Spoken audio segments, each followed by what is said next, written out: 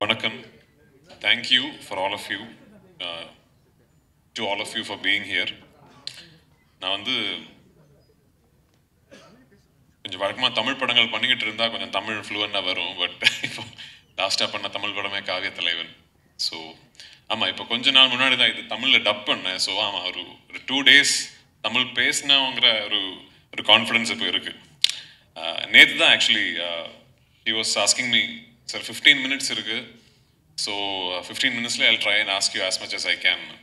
So நான் சொன்னேன், இப்போ வந்து இந்த படத்தை பொறுத்த வரைக்கும் 1 year 1 minute கால்குலேட் பண்ணால் கூட 15 minutes பத்தாது. ஏன்னா இது ஒரு 16 year long journey. 2008 தான் actually director Blessy decided to do Aadujeevitham. And 2008-2009 தான் he first came to me, இப்படி நான் இந்த படம் பண்ண போகிறேன், நீ தான் இதில் நஜீபா நடிக்கணும்னு சொல்லி. அதுலேருந்து இன்னைக்கு வரைக்கும் if you see it's a 16 year long journey. So இதில் வந்து ஒரு மிகப்பெரிய ஒரு விஷயம் என்னன்னா, back in 2008 when Blessy sir decided to do ஆடு ஜீவிதம், அவர் வந்து இன்னைக்கு எப்படி என்ன நிலைமையில இருக்காரோ அதே பொசிஷனில் இருந்த he was the most coveted filmmaker in Malayalam. எனக்கு தெரியும் he was the highest paid filmmaker in Malayalam in 2008-2009. And எல்லாருமே அவர் வந்து ஆல்ரெடி மம்முட்டி சார் வச்சு படம் பண்ணாரு, மோகன்லால் சார் வச்சு படம் பண்ணாரு. So all big stars wanted to do ஒரு பிளஸி படமாவது லைஃப்ல பண்ணோங்கிற ஒரு ஆசை எல்லாருக்குமே இருந்தது. ஸோ அப்படிப்பட்ட பொசிஷனில் இருக்கிற ஒரு film maker for the next 16 years decides that இல்லை நான் இந்த ஒரு படம் தான் பண்ண போகிறேன். அப்படிப்பட்ட கன்விக்ஷன் வந்து it is very very rare to find. Forget about cinema, even in life it is very rare to find. இது இந்த படம் பொறுத்த வரைக்கும் இது ஒரு பெரிய ஜேர்னி. இது 2009 வந்து we decided to do the film and it took us 10 years till 2018 to finally start rolling, start shooting. ஏன்னா இவ்வளோ பெரிய படம் இந்த பட்ஜெட்டில், இந்த ஸ்கேலில், இந்த கேன்வாஸில் வந்து 2008-9 டைமில் it was impossible to imagine, especially from the Malayalam industry. அந்த 10 வருஷம் Blessy sir actually set up the project, almost brick by brick, and finally we were able to start shooting in 2018. Adla vandu today I have to tell all of you, especially that now we are in Chennai, இந்த படத்துக்கு வந்து இல்ல இப்படி ஒரு மிகப்பெரிய ப்ராஜெக்ட்டுக்கு இவ்வளோ செலவு பண்ணி இந்த ஸ்கேல்ல பண்ணலாங்கிற ஒரு ஜஸ்டிஃபிகேஷன் வர்றதுக்கு மிகப்பெரிய காரணம் வந்து ரஹ்மான் சார் தான். Actually when we decided that we will, so I have to, ஒரு சின்ன story I have to, actually I don't know if Rahman sir also knows this, I don't know if I've said this, ஒரு சின்ன story I have to tell you, sir. So when Blessy sir and me, I remember it was in my vanity van in 2009 I think. So like the first discussion we had is who's doing the music. So only 2 names actually we were, of course அன்னைக்கு வந்து when you dream you can dream, இல்ல limitless-ஆ dream பண்ணலாம். So 2 names we discussed. One, the first name is A.R. Rahman sir and second name is Hans Zimmer. So we actually mailed both Hans Zimmer sir and A.R. Rahman sir, and we got the reply first from Hans Zimmer's team I think, because I think we mailed the wrong email address. So Hans Zimmer oda team la ஏதோ ஒரு மேனேஜரா யாரோ ஒருத்தர் reply பண்ணார், ஆமா இப்படி பார்க்கலாம் அது இது இல்லை. But then we got the opportunity to get the access to Rahman sir. அந்த டைம்ல எப்படி how to get to Rahman sir னு கூட தெரியல. Although we, for us in Kerala, we still think ஆமா அவர் வந்து நம்ம ஆளு, ஃபர்ஸ்ட் படம் யோதா மலையாளத்துல பண்ண. He's like when you if you see Rahman sir in Kerala, people relate to him like a Malayali only. But we didn't know how to get to him. But finally we got access to him, and the ஒரு faculty of a genius னு சொல்றது வந்து the expertise in his or her own craft மட்டும் கிடையாது. You should be able to spot something special, இல்ல? So அந்த அளவுல வந்து he is one of the greatest geniuses to have lived in our times. I think it is that first meetingலயே வந்து I think Rahman sir understood that we are trying to pull off something very special, and he said yes, I am doing the film. Rahman sir oda பேர் வந்து when it got associated with the project is when suddenly the film, even in Kerala அந்த டைம்ல A.R. Rahman பண்றாரா, ஐயோ அப்போ அந்த லெவலா படம், அந்த ஸோ அந்த அப்படிப்பட்ட ஒரு டாக் வந்து it really helped us a lot during the setting up stage. So I have to take this opportunity to thank Rahman sir for showing the faith and the trust in this project, and more importantly in Blessy's vision. So finally 2018 we started shooting. And so இதில் வந்து ஒரு பெரிய transformation is part of playing the role. ஏன்னா வந்து ஒரு 3.5 years ஒரு டெசர்ட்டில் வந்து stuck ஆன ஒருத்தரோட கதை. இது கதை கிடையாது, ஆக்சுவலி இது வாழ்க்கை, ஒருத்தர் நிஜமாவே வாழ்ந்த வாழ்க்கை. அது ஃபார் another டிஸ்கஷன். ஸோ இந்த படத்தோட பிகினிங் போர்ஷன்ஸில் வந்து நான் நிறைய வெயிட் போட்டேன். ஏன்னா வந்து நிறைய வெயிட் போட்டுட்டு அப்புறம் if you start losing the change பயங்கரமாக இருக்கும்னு சொல்லி I put on a lot of weight. And we did the Kerala portions and we went to Jordan. In Vadiram, we shot the first desert schedule where I was hefty and, you know, I had put on weight. Then we stopped shoot. It was 7 months. 7 months shooting நிப்பாட்டி எனக்கு wait இழக்கிறதுக்கு வந்து time கொடுத்து 7 months later, end of the year or beginning of next year, we went back to Jordan. Yeah, beginning of 2020, we went back to Jordan. Shooting ஆரம்பிச்சு கொஞ்ச நாள் தாண்டினப்போ the pandemic struck. And we had to stop shooting. கிட்டத்தட்ட ஒரு 3 months the entire team was stuck in a desert in Jordan without being able to shoot. Shooting permission was stopped. International air travel was stopped. So almost at the end of the 3rd month we got a repatriation flight. அப்படிதான் அந்த team ஃபுல்லா திரும்பி வந்தேன். அந்த டைம்ல வந்து Blesser sir and me and the whole team, we did not know இது எப்போ இனிமே ஷூட்டிங் நடக்குமா, திரும்பி போக முடியுமா, எதுவுமே தெரில. And imagine it's a journey of so many years of weight and effort. But ஏதோ கடவுள் பார்த்தேன்னு நினைக்கிறேன். ஒரு 2 இயர்ஸ்க்கு அப்புறம், ஆல்மோஸ்ட் 1.5 இயர்ஸ்க்கு அப்புறம் we managed to regroup and get the permissions again. இந்த வாட்டி to shoot the escape portion of the whole desert saga, we went to Algeria, in the middle of the Sahara desert. Timimoun ஒரு இடம், அதில் அங்கே இருந்து we used to go in 4-wheel drive SUVs into the desert. Teril, I don't know if any film crew has ever been there. I think it should be next to impossible. நாங்கள் எங்கள் shoot பண்ணிக்கிட்டு இருக்கும்போது I remember the locals, the Algerian locals telling us, we ourselves haven't seen these places. So அப்படிப்பட்ட ஒரு இடத்துல we shot one big portion of the film. Then we came back to Jordan and 2020 வந்து எது we couldn't do, the portions that we couldn't shoot, we completed that in Jordan and finally we came back to Kerala. And the film we finished shooting in 2022. அதுக்கப்புறம் ஒரு 1.5 years long post-production process. இந்த 28க்கு இவ்வளோ பெரிய கதையோட climax. So என்னை பொறுத்த வரைக்கும் 2009-2008 டைமில் when I said yes to the film, நான் வந்து I hadn't gotten married. I obviously wasn't a father. நான் ப்ரொடியூசர் ஆகலை, டைரக்டர் ஆகலை, டிஸ்ட்ரிபியூட்டர் ஆகலை. இந்த எல்லா மாற்றங்களும் என் லைஃப்பில் நடந்தது இந்த ஆடு ஜீவிதம் ஜேர்னியோட நடுவில் தான். ஸோ என்னை பொறுத்த வரைக்கும் on the 28th of March, it is almost like one phase of my life is culminating. அதில் வந்து ஒரு பெரிய சந்தோஷம் என்னென்னா, finally when it is releasing now, I guess it's releasing at a time which is great for cinema in general and for Malayalam cinema in particular. இந்த படம் right from the beginning we always thought whenever it is releasing we should try and get the best distributors, the market leaders to distribute this film for us in every market. So I should take this opportunity since I'm here in Chennai and speaking to you about the Tamil version. Thank you Udayanidhi Stalin sir. நான் ஒரு phone call தான் அவருக்கு பண்ணேன். I called Uday once and I've never spoken to him before that. And I told him, இப்படிப்பட்ட ஒரு project, இது ஒரு இண்டஸ்ட்ரியோட ஒரு பேஷன் ப்ராஜெக்ட், இவ்வளோ வருஷங்கள் இதோட எஃபர்ட், இது ரெட் ஜாயிண்ட் தமிழ்நாட்டில் ரிலீஸ் பண்ணால் எனக்கு ரொம்ப பெருமையாக இருக்கும்னு சொன்னேன். And I think Uday was an artist, so probably he understood what I meant. Uday probably related to what it would mean to a group of artists to have thrown their conviction, time and effort behind something like this, and he gladly agreed. So thank you so much to Red Giant and Udayanidhi Stalin sir for backing our film and showing faith in us. Kandipa 28th of March world over the film will release. Please do watch the film.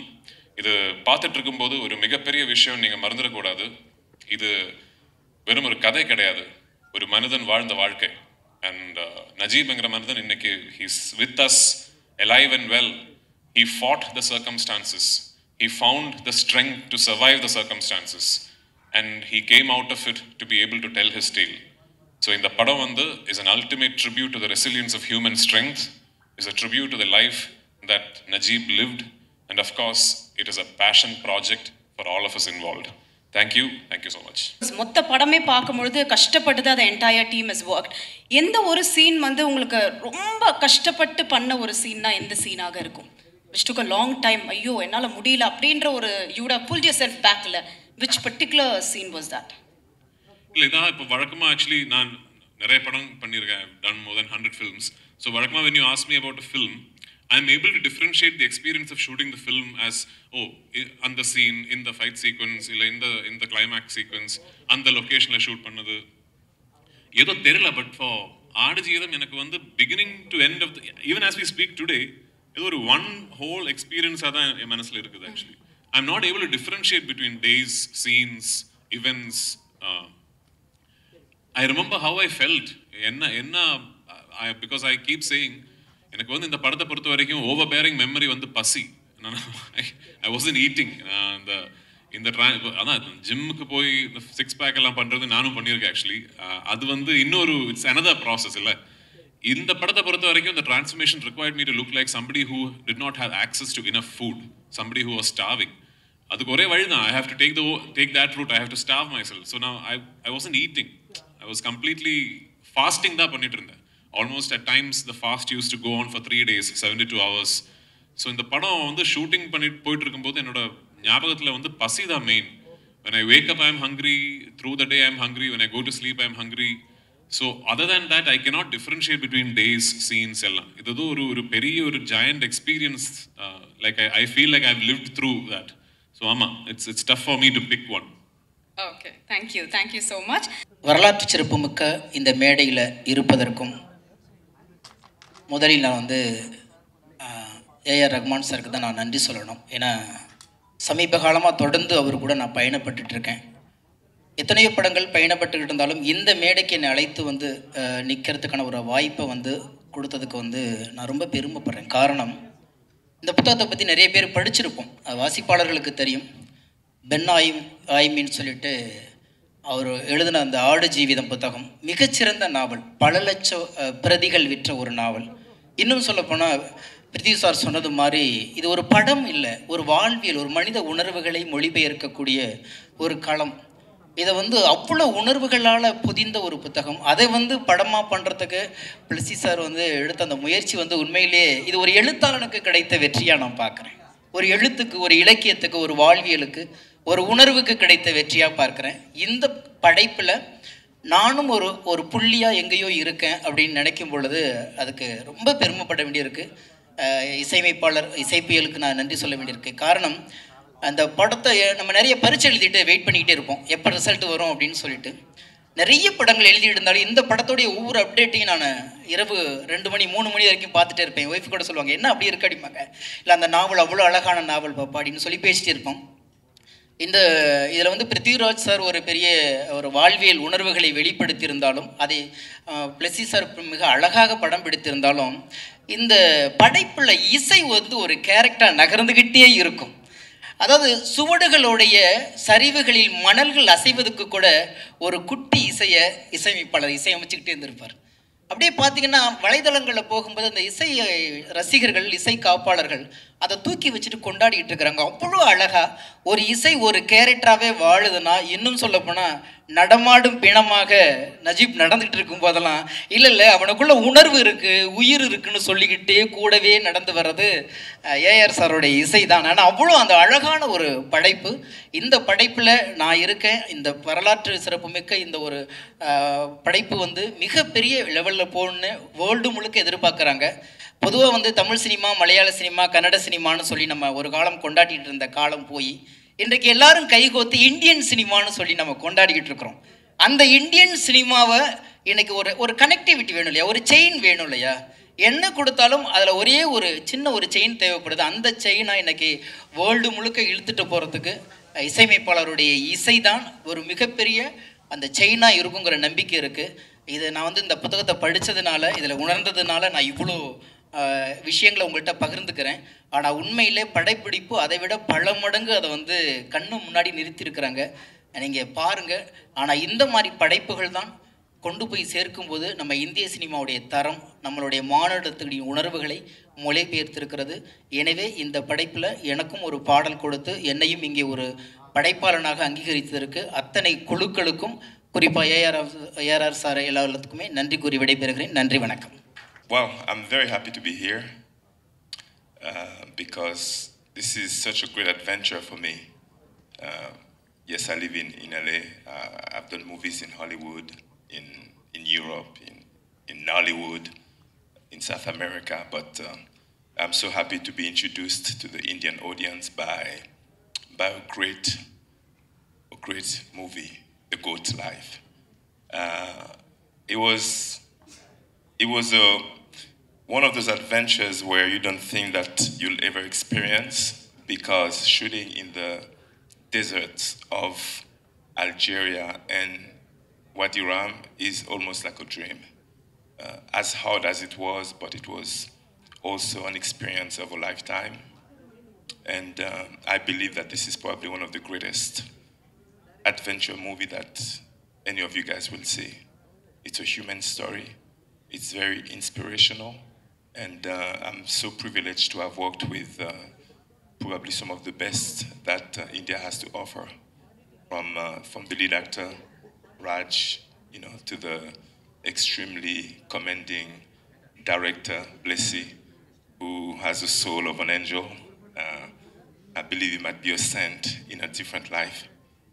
And of course, your own super composer, A.R. Rahman, without forgetting our DP, who's provided us of images that will blow your mind, Sunil. So, very happy to be here, very happy to experience India, to experience Chennai, and I love your food. Thank you. இந்த படம் நான் ஒத்துக்கும்போது என்னோட own படம் பண்ணியிருந்தேன். அப்புறம் லெமாஸ்க்குன்ட்டு ஒரு படம் விஆரில் direct பண்ணியிருந்தேன். ஸோ அது நடுவில் இது இதோட மீட்டிங்ஸ், இதோட கம்போசிஷன் எல்லாம் பண்ணோம். சீக்கிரம் முடிச்சிடும்னு நினச்சேன். நான் 6 வருஷம் ஆயிடுச்சு. பார்க்கும்போது டெஃபினெட்லி பிருத்வி வேறு லெவல் ஆக்டர் ஆகிருக்கிறதில்ல. பிளஸ்ஸி கூட ஒர்க் பண்ணுறது. It's really lucky to work with Blessy, Sunil, Jimmy, and Snehan. ரொம்ப நல்லா பேசுனீங்க. லைட் அப் பண்ணிட்டீங்க. மாஷா, தேங்க்யூ. ஒருத்தர் கேட்டார், மரியான் மாதிரி இருக்குமா அப்படின்னு கேட்டார். மரியான் ஒரு ஃபிக்ஷன், இது ஒரு ரியல் ஸ்டோரி. 250 பதிப்பகம் ஆயிட்டுல, 250 எடிஷன்ஸ். 250 எடிஷன்ஸ் அவ்வளோ புக்கு படிச்சிருக்காங்கன்னா அது எதுவும் இருக்கணும் டெஃபினெட்லி. அது நீங்களே கண்டுபிடிச்சு சொல்லுங்கள். Thank you so much. ஒரு விஷயம் நாங்கள் கேள்விப்பட்டோம். when I had a chat with Prithvi sir yesterday, like நீங்கள் செட்டுக்கு போயிட்டு you had that, I mean the entire team had a clear vision, like what they wanted all about this movie அப்படின்னு. But நீங்கள் செட்டுக்கு போயிட்டு நீங்கள் பார்த்த ஒரு விஷயம், and how did that complete songs, okay let me do this song, இந்த song இந்த படத்துக்கு தேவை அப்படின்னு where you thought about it actually? செட்டுக்கு ஆக்சுவலி நான் ஜார்டன் பார்த்ததில்ல. ஸோ அவங்க கேட்டு அந்த அல்ஜீரியா வரையார் ஜார்டன் சார் வரேன்னு சொன்னேன். வந்தோடனே ஒரு கேமரா வச்சுட்டு ஒரு மியூசிக் வீடியோ பண்ணிடலாம். சரி, அதான் ஒருத்தர் கேட்டார் எப்படி அந்த ஜாக்கெட்டு கிளாஸ்லாம் போட்டு போறீங்க வெயில். அப்போ வெயில் அவ்வளோவா இல்லை. ஸோ தப்பிச்சேன் நான். பட் டெஃபினெட்லி ஒரு வேர்ல்டு ஒரு சைடில் அப்படியே ஓடின்னு இருக்கும்போது இவங்க நிதானமாக ஒரு படத்தை எடுத்துருக்கும் போது I think we need people like Blessy, we need people like Prithviraj to believe in these kind of stories. நம்மளுக்கு ரொம்ப வயலன்ஸ் இப்படி பார்த்து இது பியூட்டிஃபுல்லாக ஒரு இன்னர் சோல் சர்ச்சிங் மூவியாக இருக்குது. கண்டிப்பாக நம்ம எல்லாரும் ஒரு ஆடு ஜீவிதம் காண்றோம். ஆக்சுவலி சில பேர் ஃபேமிலியில் காண்றாங்க, சில பேர் கரியரில். இவர் டெசர்ட்டில் கேரளாலேருந்து போய் பார்க்குறாரு. Thank you sir, thank you so much. But நிஜமாவே I think it was a big blessing to all of us. உங்க முன்னாடி அந்த போட்டு என்ன டார்ச்சர் பண்ணிட்டாங்க. பட் நான் மன்னிச்சிடுறேன் சார்.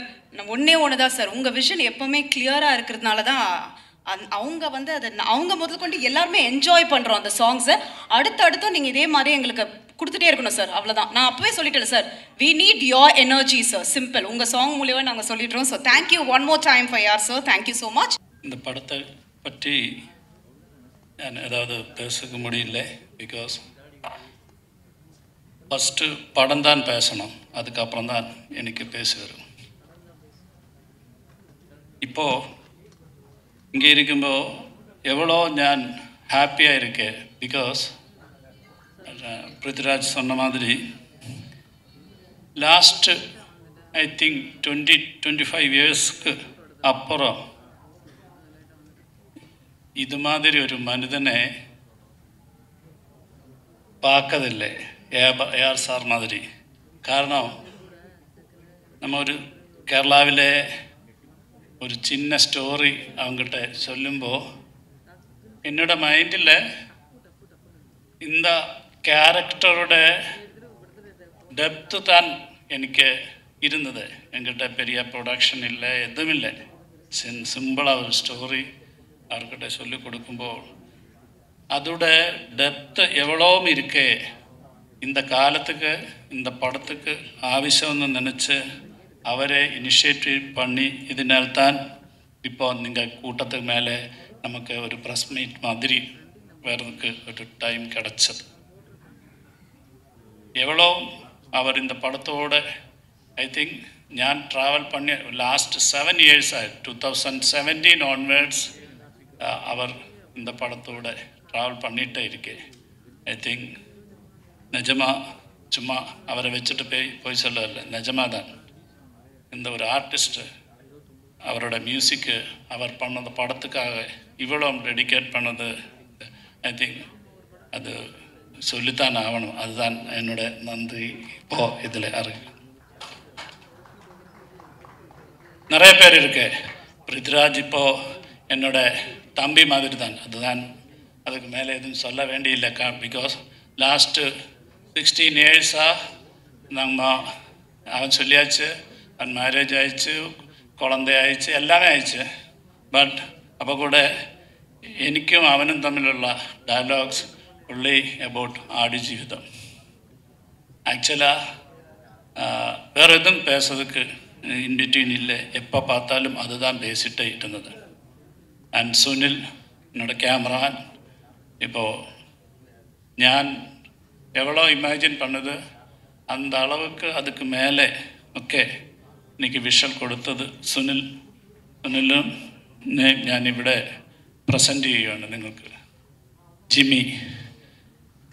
ജിമ്മി ക്യാരക്ടർ ആക്ച്വലി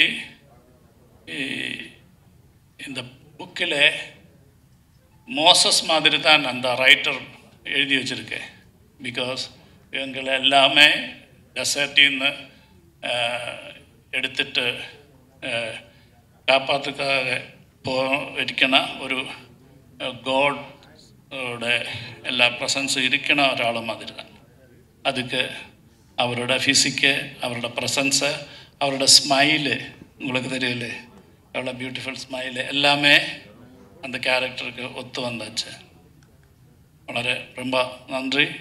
இந்த படம் கேரளா மக்கள் மட்டும் இல்லை, இது மாதிரி சர்வைவல் நம்ம சவுத் இந்தியாவில் நிறைய பேர் கல்ஃபில், சிங்கப்பூரில், மலேசியாவில் எல்லாமே போய் ரொம்ப ஆൾക്കാർ വലിയ അച്ചീവ്മെൻറ്റ്സ് എല്ലാം பண்ணி വലിയ പണമെല്ലാം സമ്പാദിച്ച് ഇരിക്കുന്നവരെ மட்டும்தான் നമുക്ക് தெரியும்.